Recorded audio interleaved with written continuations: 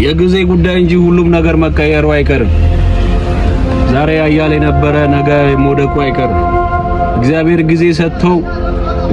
ጊዜ ሰጥቶ ፖዚሽን ላይ ሲወጣ ህዝቡንና ዳን የምታስጨንቅና እየገደልክ ያለ ሰው የጊዜ ጉዳይ እንጂ አንድ ቀን ትወርዳለህ። ትላንት ግን የዘራውን ታጭዳለህ። ይኸውልህ አሞራ ምንም ማይል መኖሪያውን ከፍ አድርጎ ሰማይ ላይ ቢሽከረከር ሲሞት መሬት ላይ ነው መውደቂያው።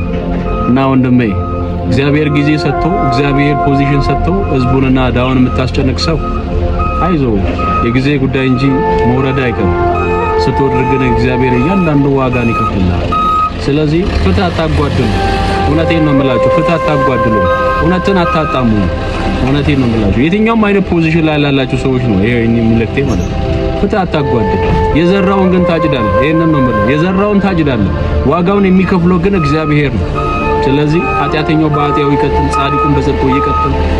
ግን ለየሁሉም የሚከፍለው እግዚአብሔር ነው። ጊዜ ነው ከፍም ዝቅም የሚያደርገው። እግዚአብሔርም ከፍ ያደርጋልም ያዋርዳልም፣ እንዲሁ ደግሞ ድሃም ያደርጋልም ሀብታምም ያደርጋል እግዚአብሔር። ግን ፍትህ አታጓድል። እውነትን አታጣምሙ። እውነቴን ነው የምላችሁ፣ እውነትን አታጣምሙ።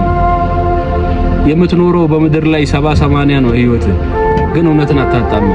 መልካም ቀን